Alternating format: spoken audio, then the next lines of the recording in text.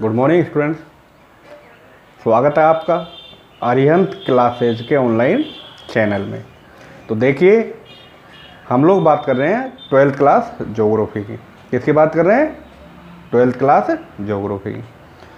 तो हम यहाँ ज्योग्राफी में पहले 2 लेसन का अध्ययन कर चुके हैं। आज जो हमारा लेसन है, 3rd लेसन है, जिसका नाम है जनसंख्या वितरण घनत्व और वृद्धि। क्या नाम है लेसन का? जनसंख्या वितरण घनत्व और वृद्धि। ठीक है ना? जनसंख्या वितरण घनत्व और वृद्धि। तो देखिए स्टूडेंट्स, पिछली वीडियो में हम जनसंख्या वितरण और घनत्व का अध्ययन कर चुके हैं। पिछली वीडियो में हम किसका अध्ययन कर चुके हैं? जनसंख्या वितरण और घनत्व का अध्ययन कर चुके हैं। आज जो हम अध्ययन करेंगे वो अध्ययन होगा हमारा जनसंख्या वृद्धि का। किसका अध्ययन होगा? जनसंख्या वृद्धि का। तो ध्यान दीजिएगा, वितरण और घनत्व का हमने अर्थ देखा था, फैलाव से था। ठीक है ना? घनत्व वितरण का अर्थ था फैलाव से कि कितने एरिया में कितनी जनसंख्या रहती है। घनत्व का देखा था कि 1 किलोमीटर में कितनी जनसंख्या निवास करती है। तो हमने विश्व का अध्ययन किया था, भारत का भी जनसंख्या घनत्व निकाला था और राजस्थान का भी जनसंख्या घनत्व निकाला था। आज हम बात करने जा रहे हैं जनसंख्या वृद्धि की, कि जनसंख्या वृद्धि होती क्या है। तो देखिए, जनसंख्या वृद्धि, जो आज का हमारा जो टॉपिक होगा वो होगा जनसंख्या वृद्धि। क्या होगा स्टूडेंट्स? जनसंख्या वृद्धि। देखिए, जनसंख्या वृद्धि की बात कर रहे थे कि किसी भौगोलिक क्षेत्र की जनसंख्या के आकार में, ध्यान देना, अर्थ है इसका, किसी भौगोलिक क्षेत्र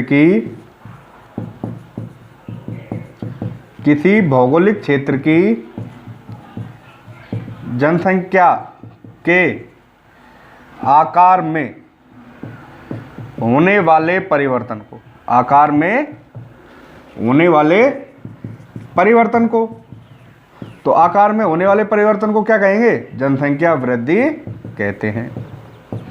ध्यान देना, अर्थ क्या होगा कि किसी भौगोलिक क्षेत्र की जनसंख्या के आकार में एक निश्चित भाग में होने वाले परिवर्तन को क्या कहेंगे हम लोग? जनसंख्या वृद्धि कहेंगे। अब जनसंख्या वृद्धि किस प्रकार से? देखिए, अगर हम बात करें ईसा पूर्व की, देखिए अभी जो चल रहा है वो है ईसवी। क्या चल रहा है? ईसवी। अगर हम बात करें ईसा पूर्व की, तो ईसा पूर्व की अगर हम बात करें तो ध्यान दीजिएगा, ये अर्थ ध्यान से देख लेना कि किसी भौगोलिक क्षेत्र की जनसंख्या में एक निश्चित समय में होने वाले परिवर्तन को क्या कहेंगे हम? जनसंख्या वृद्धि कहा जाता है। जनसंख्या वृद्धि को कुल संख्या अथवा प्रतिशत दोनों के द्वारा व्यक्त किया जाता है। जनसंख्या वृद्धि को कुल जनसंख्या और प्रतिशत दोनों के द्वारा व्यक्त कर सकते हैं। तो एक और अर्थ देख लीजिए कि जनसंख्या वृद्धि को कुल संख्या व प्रतिशत दोनों के आधार पर क्या कर सकते हैं? हम व्यक्त कर सकते हैं। प्रतिशत के आधार पर क्या कर सकते हैं? व्यक्त कर सकते हैं। ध्यान देना, अर्थों में ही ध्यान देना है कि जनसंख्या वृद्धि क्या करें कि जनसंख्या वृद्धि को कुल संख्या व प्रतिशत के आधार पर भी हम क्या कर सकते हैं? व्यक्त कर सकते हैं। लिख लिया? आगे देखिए कि जनसंख्या को वर्तमान जनगणना व जनगणना की संख्या में से भी घटाया जा सकता है। जनसंख्या में स्थानिक संबद्धता के साथ निरंतर वृद्धि हो रही है। तो देखिए, जनसंख्या में क्या होता है? वृद्धि की हम यहाँ बात कर रहे हैं, तो जनसंख्या क्या होती है? जनसंख्या घटती भी है और जनसंख्या बढ़ती भी है, परंतु एक निश्चित समय में होने वाले परिवर्तन को, किसमें? निश्चित समय में होने वाले परिवर्तन को क्या कहते हैं? जनसंख्या वृद्धि कहते हैं।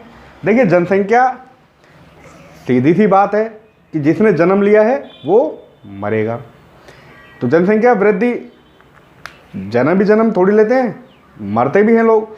तो जनसंख्या वृद्धि, जनसंख्या घटती भी है और बढ़ती भी है। एक निश्चित समय में घटने और बढ़ने वाली जनसंख्या को जो मापा जाता है उसे क्या कहा जाता है? जनसंख्या वृद्धि कहा जाता है। क्या कहा जाता है? जनसंख्या वृद्धि कहा जाता है। सीधी सी बात करें ईसा पूर्व की, कब की बात करें? ईसा पूर्व की। देखिए ईसा पूर्व अर्थात ईसा मसीह के जन्म से पहले की बात करें। मान लीजिए हम बात करें ईसा पूर्व की, तो ईसा पूर्व में जो विश्व की जनसंख्या थी, मान लीजिए 100 ईसा पूर्व, 100 ईसा पूर्व, 100 ईसा पूर्व, तो विश्व की जनसंख्या, किसकी जनसंख्या? विश्व की जनसंख्या की बात कर रहे हैं बेटा हम यहाँ। तो विश्व की जनसंख्या 50 लाख थी। कितनी लाख थी? 50 लाख थी। विश्व की जनसंख्या कितनी थी? 50 लाख थी। और आज की हम बात करें, आज की हम बात करें तो आज क्या चल रहा है? 2020 चल रहा है। तो मैंने आपको बताया 2013 के आंकड़ों के अनुसार विश्व की जनसंख्या कितनी थी? 714 करोड़। कितनी थी? 714 करोड़। तो 2013 के आंकड़ों के अनुसार विश्व की जनसंख्या कितनी थी? 714 करोड़। और यहां बात करें ईसा पूर्व की, तो जनसंख्या कितनी थी? 50 लाख। और 50 लाख से कितनी हो गई जनसंख्या? 714 करोड़। तो जनसंख्या में क्या हो गई? वृद्धि हो गई। क्या हुई? वृद्धि हो गई। धीरे धीरे जनसंख्या बढ़ती गई, ठीक है ना। पहले ये जनसंख्या लाख थी, लाख से करोड़ हो गई, करोड़ों से अरब हो गई, ठीक है ना। ऐसे ये जनसंख्या बढ़ती गई। तो देखिए एक छोटा सा उदाहरण हम बात करें तो ऑथेंटिक न्यूज, ज़्यादा पुराने नहीं चलते, ईसा पूर्व तो बहुत पुराना हो गया। तो देखिए हम बात करेंगे 1650 की, जो आपकी बुक से रिलेटेड है।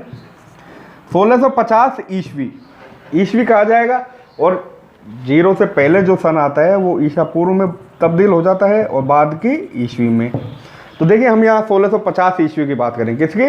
तो 1650 ईस्वी में जो विश्व की जो कुल जनसंख्या थी, 1650 ईस्वी में विश्व की कुल जनसंख्या, काफ़ी एग्जाम्पल है जो दिए गए हैं आपकी बुकों में, गाइडों में। तो 1650 ईस्वी में विश्व की कुल जनसंख्या 55 करोड़ थी। कितनी थी?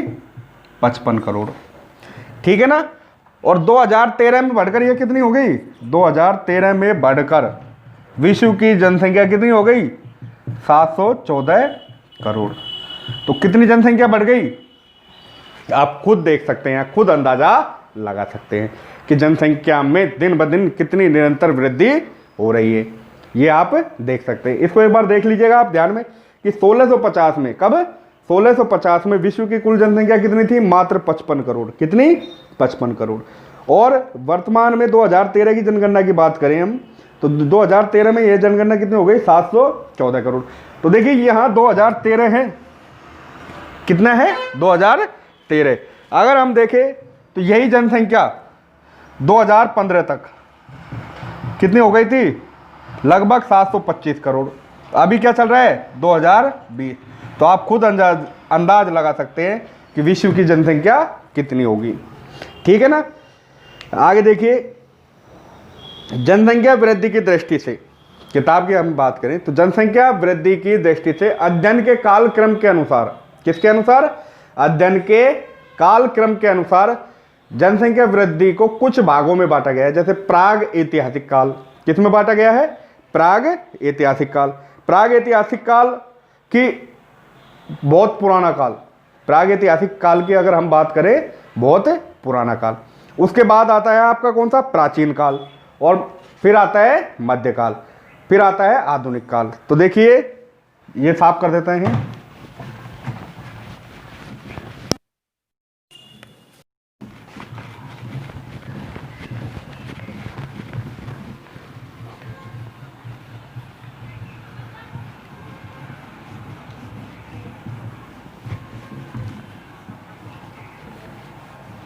देखिए स्टूडेंट्स, हम यह बात कर रहे हैं कि जनसंख्या वृद्धि की दृष्टि से अध्ययन के कालक्रम को, जनसंख्या वृद्धि की दृष्टि से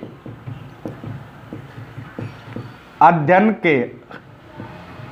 की हम बात करें तो अध्ययन के कालक्रम को 4 भागों में बांटा है। कितने भागों में बांटा है? 4 भागों में बांटा है। अब वो 4 भाग कौन कौन से हैं? पहले नंबर पर जो आता है वो आता है प्राग ऐतिहासिक काल। कौन सा आता है? प्राग ऐतिहासिक काल। पहले नंबर पर कौन सा आता है स्टूडेंट्स? प्राग ऐतिहासिक काल। फिर उसके बाद दूसरे नंबर पर आता है प्राचीन काल। प्राचीन काल, प्राचीन काल के बाद आता है बेटा मध्यकाल, ठीक है ना। और वर्तमान में आधुनिक काल। कौन सा काल चल रहा है? आधुनिक काल। तो ध्यान दीजिएगा कि जनसंख्या वृद्धि की दृष्टि से अध्ययन के कालक्रम को 4 भागों में बांटा गया है। प्राग ऐतिहासिक काल, प्राचीन काल, मध्यकाल व आधुनिक काल में बांटा गया है। अब इनको बांटा गया है कितने भागों में? 4 भागों में। अब वो 4 भाग कौन कौन से हैं? पहला है प्राग ऐतिहासिक काल। तो देखिए, इस काल का प्रारंभ भोजन संग्रह एवं आखेट व्यवस्था से माना जाता है। प्राग ऐतिहासिक काल का जो प्रारंभ है भोजन व आखेट व्यवस्था से माना जाता है। भोजन कि मनुष्य सिर्फ इस काल में क्या करता था? शिकार करता था और अपना भोजन करता था। प्राग ऐतिहासिक काल में क्या करता था? मनुष्य शिकार करता था और शिकार के साथ साथ ही मनुष्य क्या करता है स्टूडेंट्स? अपना भोजन करता था। आखेट एवं भोजन संग्रहण पुरापाषाण काल में स्थलीय भागों पर ही होता था, अर्थात स्थल पर ही होता था। महाद्वीपों पर बर्फ कम होने के उपरांत, ठीक है ना, ये अफ्रीका, दक्षिण अफ्रीका, ठीक है ना, ऐसी जगह पर भी ये लोग चले गए। उसके बाद देखिए प्राचीन काल। प्राचीन काल की बात करें तो प्राचीन काल में मनुष्य ने क्या कर दिया? कृषि और पशुपालन प्रारंभ कर दिया। प्राचीन काल में मनुष्य ने धीरे धीरे उन्नति की, कृषि की, कृषि के साथ पशुपालन प्रारंभ कर दिया, ठीक है ना। इसमें तो मनुष्य क्या करता था? कच्चा मांस खाता था, आखेट शिकार करता था और भोजन करता था। प्राचीन काल में कृषि के साथ साथ मनुष्य क्या करने लगा? पशुपालन भी आरंभ कर दिया, ठीक है ना। और इस प्रकार विश्व के कई भागों में मानव सभ्यता का भी विकास हो चुका था। उसके बाद आता है मध्यकाल। तो मध्यकाल की जैसे हमने बताया था कि 1650 में विश्व की जो कुल जनसंख्या थी 55 करोड़ थी और 2013 में बढ़कर कितनी हो गई? 714 करोड़। नोट्स में आपको सब कुछ दिया हुआ है। आगे देखिए कि इस समय जनसंख्या की वृद्धि अत्यंत मंद रही, कुछ देशों में अधिक रही। उसके बाद आता है आधुनिक काल। आधुनिक काल वर्तमान की बात करें कि यह जनसंख्या वर्तमान में कितनी वृद्धि हो चुकी है। मध्यकाल 1650 की बात करी, कितनी थी? 55 करोड़। कृषि करने लग गया, पशुपालन, भोजन आखेट की व्यवस्था पहले ही सीख गया था। धीरे धीरे जनसंख्या में वृद्धि, कुछ भागों में जनसंख्या बढ़ी, कुछ में घट गई। आधुनिक काल की बात करें तो 2013 की बात करो तो वर्तमान में विश्व की जनसंख्या 714 करोड़। किसकी बात कर रहे हैं? वर्ल्ड की बात कर रहे हैं। किसकी कर रहे हैं? तो वर्ल्ड की बात कर रहे हैं। ये आपके जनसंख्या वृद्धि के कुछ अध्ययन की दृष्टि से जो कालक्रम के भाग बताए गए हैं 4, ये क्लियर हो जाता है। इतना ही पूछता है वो कि जनसंख्या वृद्धि के अध्ययन के कालक्रम को कितने भागों में बांटा गया? 4। पहला प्रागैतिहासिक काल, दूसरा प्राचीन काल, तीसरा मध्यकाल, चौथा आधुनिक काल। इन 4 भागों में बांटा गया है, ठीक है ना। आगे देखेंगे, आगे जो आपके टॉपिक आएगा, देखिए यहाँ सिलेबस के अनुसार चल रहे हैं, sequel to point to point sequel से चल रहे हैं। आगे देखिएगा आप लोग,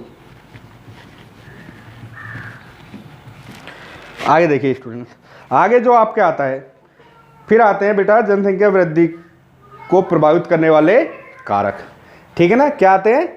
यह जनसंख्या वृद्धि के कारण। जनसंख्या वृद्धि के कारणों में देखिए, जनसंख्या वृद्धि के कारण, नेक्स्ट टॉपिक है जनसंख्या वृद्धि के कारण, कि जनसंख्या वृद्धि के कौन कौन से कारण हैं। क्या पढ़ेंगे अब? जनसंख्या वृद्धि के कारण। तो जनसंख्या वृद्धि के कारणों में प्रमुख जो कारण है वह मृत्यु दर का कम होना। किसका कम होना? मृत्यु दर का कम होना। तो मृत्यु पहले क्या था? चिकित्सा सुविधाएं नहीं थी, आधुनिकीकरण नहीं था, तो लोग बाग बीमारी के कारण या फिर कोई भी महामारी फैलती थी, जैसे वर्तमान में विश्व में फैली हुई है कोरोना महामारी, ऐसे ही विश्व में पहले भी बहुत सारी महामारियाँ फैल चुकी है जिनका कोई चिकित्सा पद्धति से इलाज नहीं था। तो मृत्यु दर में क्या आ जाती थी? गिरावट आ जाती थी। तो पहला जो कारण होगा वो होगा मृत्यु दर का कम होना। दूसरा कारण होगा बेटा प्रवास, अपने स्थान को छोड़कर दूसरे स्थान पर चले जाना, रोजी रोटी की तलाश में, शिक्षा की तलाश में, रोजगार की तलाश में, ठीक है ना, प्रवास कर लेते हैं। औद्योगिक विकास, कि ग्रामीण क्षेत्रों में औद्योगिक विकास नहीं हो पाता तो लोग ग्रामीण से क्या हो रहे हैं, शहरी हो रहे हैं। खाद्य पदार्थों की निश्चित आपूर्ति, वैज्ञानिक व प्राविधिक प्रगति, शांति व सुरक्षा, ठीक है ना, ये सब किसमें है, जनसंख्या वृद्धि के कारणों में शामिल। तो जनसंख्या वृद्धि के कारणों में देखिए कि थोड़ी सी डिटेल से बात करें हम बुक के माध्यम से, तो देखिए विश्व में जनसंख्या वृद्धि की प्रवृत्तियों से ज्ञात होता है कि सभी महाद्वीपों में जनसंख्या वृद्धि हुई, किंतु जनसंख्या की वृद्धि दर सभी महाद्वीपों में एक समान नहीं है। तो सभी महाद्वीपों में जनसंख्या की वृद्धि दर एक समान है क्या, नहीं। कुछ महाद्वीपों में जनसंख्या की वृद्धि अधिक हुई है तो कुछ महाद्वीपों में जनसंख्या की वृद्धि कम हुई है। आगे देखिएगा स्टूडेंट्स, पृथ्वी पर मानवीय अस्तित्व के 99% काल में जनसंख्या अत्यंत कम तथा वृद्धि दर अत्यंत मंद रही है, किंतु पिछले 350 वर्षों में विश्व की जनसंख्या उच्च वृद्धि के साथ बढ़ी है। विगत पिछले 50 वर्षों में विश्व में अनेक देशों में जनसंख्या विस्फोटक स्थिति में पहुंच गई है। तो पहला जो कारण है वो है जनसंख्या वृद्धि के कारणों में पहला जो है मृत्यु दर में गिरावट। कौन सा है बेटा, मृत्यु दर में गिरावट। तो मृत्यु दर में गिरावट कैसे आ गई, जैसे मैंने बताया था आपको अभी कि मृत्यु दर में गिरावट इस प्रकार आ गई कि विश्व में जनसंख्या वृद्धि का सर्वाधिक महत्वपूर्ण कारण मृत्यु दर पर नियंत्रण है। किस पर नियंत्रण हो जाएगा, मृत्यु दर पर नियंत्रण हो जाएगा। उसके बाद आगे देखिए कि पिछले 50 वर्षों में वैज्ञानिक उपलब्धियों तथा स्वास्थ्य एवं चिकित्साओं सुविधाओं के विस्तार के कारण जो संक्रामक रोग हैं तथा महामारियां हैं उन पर क्या किया गया है, सफलतापूर्वक नियंत्रण किया गया है। कि पिछले 50 वर्षों में जो संक्रामक बीमारियां हैं उन पर क्या किया गया है, चिकित्सा पद्धति से नियंत्रण किया गया है, जिससे मृत्यु दर में क्या आ गई बेटा, गिरावट आ गई। तो पहला पॉइंट जनसंख्या वृद्धि के कारण मृत्यु दर में गिरावट। दूसरे नंबर पर जो पॉइंट आता है वो आता है खाद्य पदार्थों की निश्चित आपूर्ति। ध्यान देना आप लोग, खाद्य पदार्थों की निश्चित आपूर्ति।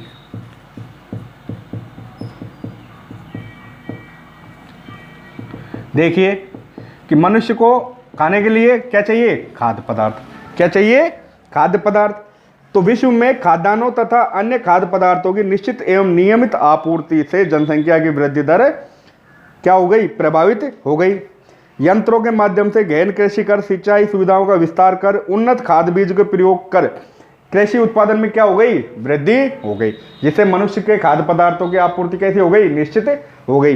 पहले ये तकनीकें नहीं थी, यंत्रों का प्रयोग नहीं होता था, खाद बीजों का प्रयोग नहीं होता था, ठीक है ना, तो फसल सीमित होती थी जिससे निश्चित पूर्ति नहीं हो पाती थी। वर्तमान में खाद्य पदार्थों की क्या होती है स्टूडेंट्स, निश्चित आपूर्ति होती है। औद्योगिक विकास होता है। तो देखिए औद्योगिक क्रांति के कारण, किसके कारण, औद्योगिक क्रांति। ध्यान देना, औद्योगिक विकास की हम यहाँ बात कर रहे हैं, किसकी बात कर रहे हैं, औद्योगिक विकास की। कि औद्योगिक क्रांति के कारण खनन ऊर्जा, खुदाई का कार्य, उत्पादन उद्योग, परिवहन, व्यापार, तकनीक आदि सभी क्षेत्रों का बहुमुखी विकास हुआ है, जिसमें रोजगार के माध्यम बढ़े हैं, मनुष्य के सामान्य जीवन स्तर में सुधार आया है। नेक्स्ट आएगा वैज्ञानिक तथा प्राविधिक प्रगति। वैज्ञानिक तथा प्राविधिक प्रगति, ठीक है, कि वैज्ञानिक के क्षेत्र में क्या हुई है, उन्नति हुई है, कि मनुष्य का जीवन आरामदायक हो गया, सुविधाओं से परिपूर्ण हो गया। शांति और सुरक्षा की स्थापना से विश्व में सामान्य प्रगति का विस्तार हुआ है तथा जनसंख्या में वृद्धि होती रही है। शांति और सुरक्षा, ये जनसंख्या वृद्धि के प्रमुख कारण हैं। तो आपको जनसंख्या वृद्धि के प्रमुख कारण पहले आपको नोट्स उपलब्ध हो ही चुके हैं, फिर भी आप लोग इनको एक बार देख लीजिएगा। पहला है मृत्यु दर में गिरावट, दूसरा बेटा खाद्य पदार्थों की निश्चित आपूर्ति, औद्योगिक विकास, वैज्ञानिक तथा प्राविधिक गतिविधियाँ, ठीक है, और शांति और सुरक्षा। उसके बाद आता है प्रवास। एक और पॉइंट रह गया आपके जनसंख्या वृद्धि कारणों में, वो है प्रवास। तो प्रवास का मतलब क्या होता है, देखिए आवास, आवास जानते हो किसे कहते हैं, घर को कहते हैं, ठीक है ना। तो मृत्यु दर की तुलना में उच्च जन्म दर के कारण जनसंख्या तेजी से बढ़ने लगी तथा यूरोपीय निवासियों में बड़े पैमाने पर उत्तरी अमेरिका, दक्षिणी अमेरिका एवं ऑस्ट्रेलिया की ओर प्रवास प्रारंभ किया गया, ठीक है ना। अर्थात प्रवास का अर्थ होता है कि व्यक्ति अपने स्थान को छोड़कर किसी दूसरे स्थान पर जाकर निवास करता है तो उसको क्या कहते हैं? प्रवास कहते हैं। किसकी तलाश में? शिक्षा, रोजी रोटी, रोजगार, आधुनिकीकरण, ठीक है ना, इनकी तलाश में व्यक्ति क्या करता है? एक स्थान से दूसरे स्थान पर जाता है। आगे देखिएगा, आगे जो बेटा आपके आएंगे वो आएंगे जनसंख्या समस्या और जनसंख्या का समाधान। तो देखिए, जनसंख्या समस्या के अधिक गंभीर होने के भी अधिक कारण हैं। जनसंख्या समस्या और समाधान, देखिए जनसंख्या समस्या और समाधान।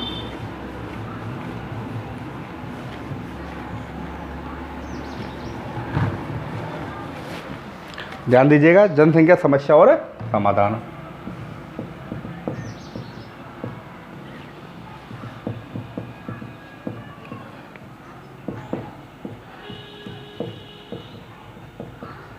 जनसंख्या का समस्या और समाधान। तो देखिए स्टूडेंट्स, जनसंख्या की क्या क्या समस्या है? जनसंख्या की प्रमुख समस्याओं में अत्यंत तीव्र व भयावह वृद्धि। समस्या क्या है? अत्यंत तीव्र व भयावह वृद्धि।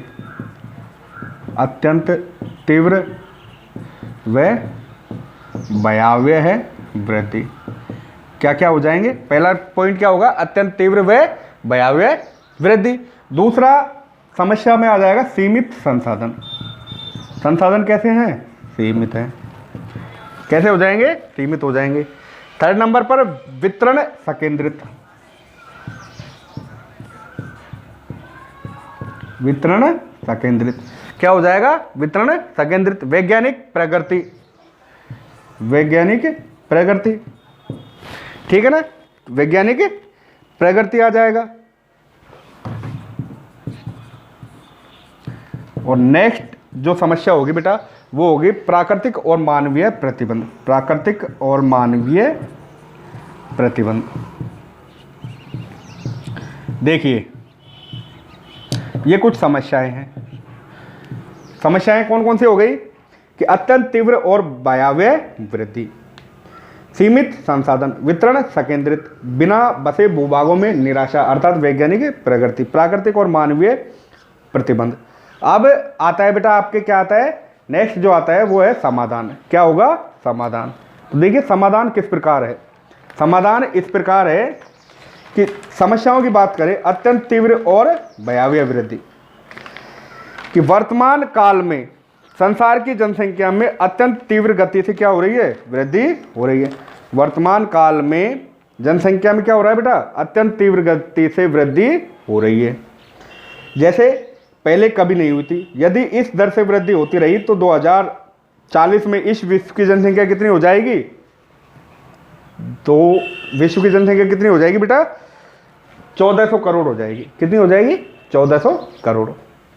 ठीक है ना, कि जनसंख्या का जो समस्या है वो अत्यंत तीव्र व भयावह वृद्धि है, कि पहले जनसंख्या कम थी और अचानक से जनसंख्या का विस्फोट हुआ है, जनसंख्या क्या हो गई? वृद्धि हो गई। अगर जनसंख्या पे नियंत्रण नहीं किया गया तो जनसंख्या 2040 तक कितनी हो जाएगी? 1400 करोड़ हो जाएगी। वर्तमान में कितनी है? 714 करोड़।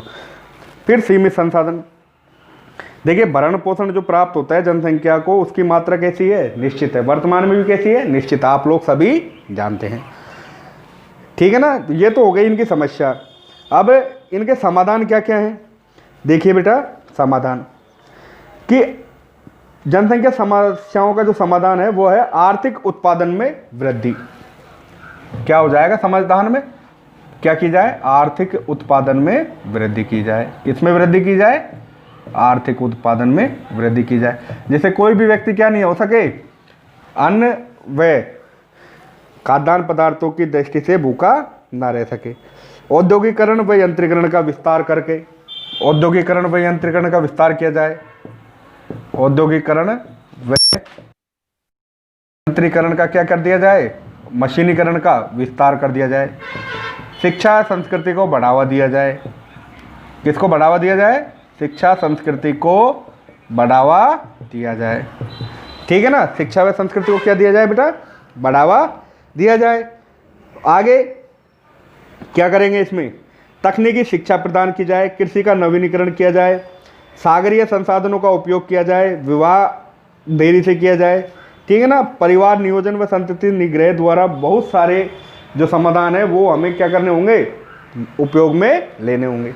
ये जनसंख्या समस्या और समाधान का आपका टॉपिक हो जाएगा कि कौन कौन सी समस्याएं हैं और कौन कौन से समाधान हैं। ठीक है ना। ये क्वेश्चन कई बार पूछ सकता है कि जनसंख्या की समस्याएं और समाधान बताइए। ठीक है, ये आपको ध्यान में रखना है। जनसंख्या समस्याओं के समाधान के बाद जो नेक्स्ट और लास्ट जो टॉपिक आता है वो आता है जनसंख्या संक्रमण सिद्धांत। कौन सा आता है? जनसंख्या संक्रमण सिद्धांत।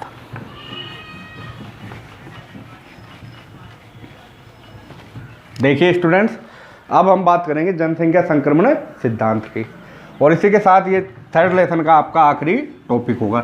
नेक्स्ट जो लेसन होगा वो फोर्थ होगा, जनसंख्या संक्रमण सिद्धांत। देखिए बेटा, जनसंख्या संक्रमण सिद्धांत क्या होता है कि यह सिद्धांत किसी भी क्षेत्र की जनसंख्या के वर्णन व भावी जनसंख्या के पूर्व अनुमान के लिए प्रयुक्त किया जाता है।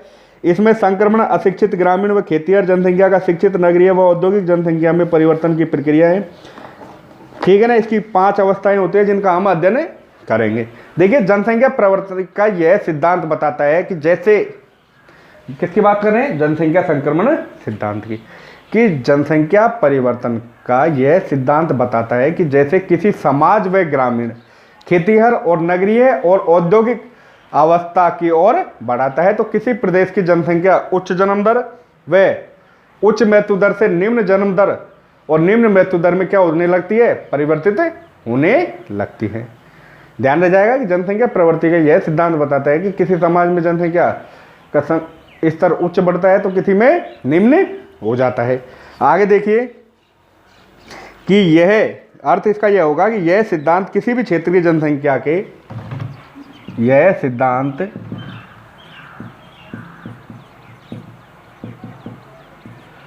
किसी भी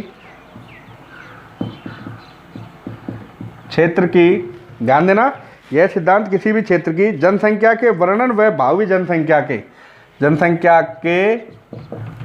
वर्णन व भावी जनसंख्या के पूर्व अनुमान द्वारा लगाया जाता है। जनसंख्या के पूर्व अनुमान के लिए प्रयुक्त किया जाता है। ठीक है, के लिए प्रयुक्त किया जाता है।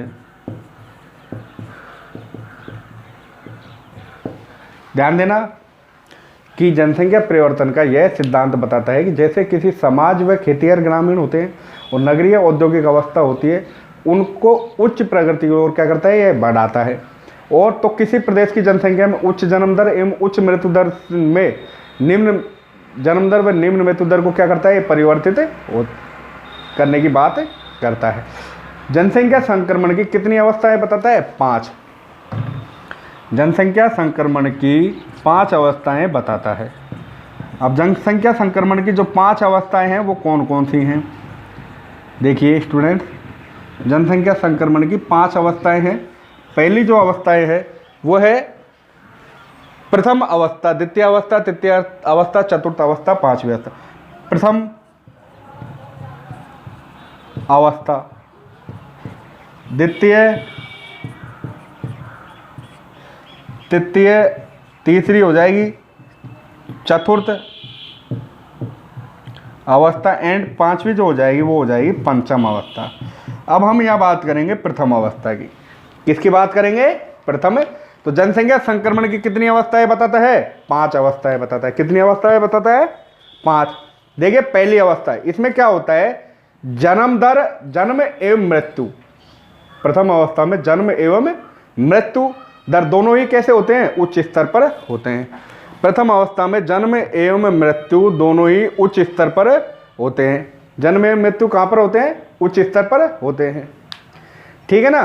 द्वितीय अवस्था में क्या होता है कि इसमें जन्म एवं मृत्यु दर, इसमें जन्म एवं मृत्यु दर दोनों ही कैसी होती है? उच्च होती है, परंतु स्वास्थ्य सेवाओं के विकास के कारण मृत्यु दर क्या हो जाती है? गिरती रहती है। द्वितीय अवस्था में, प्रथम अवस्था, द्वितीय अवस्था, इसमें जन्म एवं मृत्यु दर दोनों स्थिर होती है, उच्च स्तर पर होती है। इसमें भी क्या होता है, दोनों ही उच्च होती हैं, परंतु स्वास्थ्य सेवाओं के कारण मृत्यु दर में क्या आ जाती है, गिरावट आ जाती है द्वितीय अवस्था में। तीसरा आता है बेटा तृतीय अवस्था। इसमें क्या होता है कि इसमें उच्च एवं जन्म दर उच्च, इसमें क्या होता है, जन्म दर उच्च होती है एवं मृत्यु दर मध्यम होती है तृतीय अवस्था में। इसमें जन्म दर उच्च होती है, मृत्यु दर मध्यम होती है तृतीय अवस्था में। अतः जनसंख्या में तीव्र वृद्धि होती है। कौन सी अवस्था में, तृतीय अवस्था में।